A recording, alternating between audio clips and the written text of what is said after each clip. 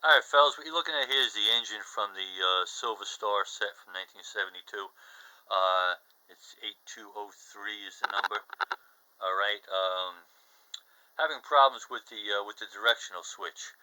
Okay, and I'm going to take the outer case off, the shell off, and I'll show you, got it all disassembled, and this is the switch on the top here. The switch my finger is pointing to.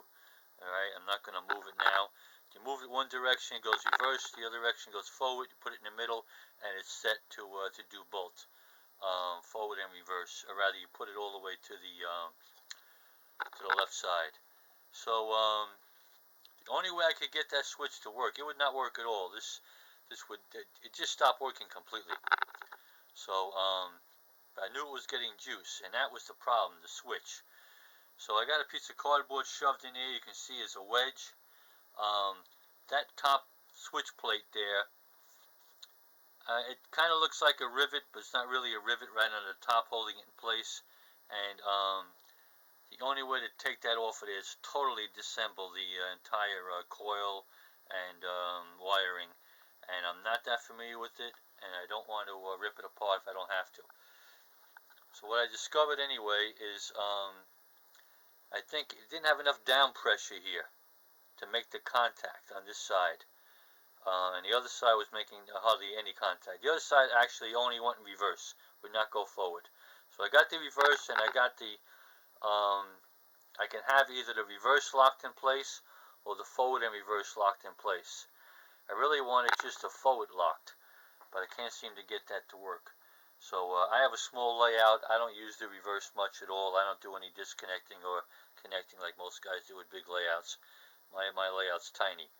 At any rate, where I have it wedged in now, I'll show you it does work, but it's wondering whether there's any other way, or if it is much easier to take that apart and fix it than I am familiar with.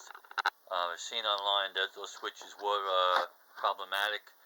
You got to figure 40, 50 years of flipping that switch one way and the other, it's bound to give you trouble. But you can see that skeleton. It looks kind of funny going down the track with just the skeleton, but it runs pretty decent. Reverse, forward. So I got it going pretty decent now. You can't go fast with it, because it's off balance and it will flip over.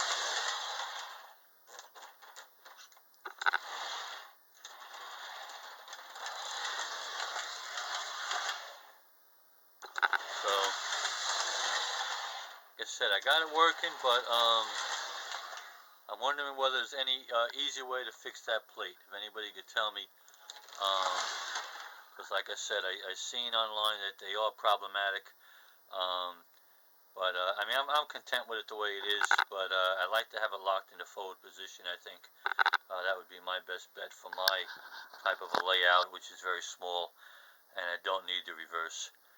So again, anybody has any ideas about these things, or how to take it apart and actually fix it? I've tried squeezing it, I've tried making it to contact stronger, and the only way I could do it was to wedge a piece in there. And so if that's what I got to live with, that's fine. But I figured I'd post this and see if guys had any ideas about how to do this. Looking at that skeleton, and I'm thinking, man, you could just build any kind of a shell. You know, the shell from the Locomotive. I'm thinking I could build a shell around that of anything. You know, even a even a farm old tractor. So it's just a crazy thought, but you know, you got the skeleton, you put any kind of a shell over it, and you know, you don't know that you're even looking at a train. So alright guys, thanks for watching. Anybody has any comments or tips about this, let me know. Book 'em, Dano.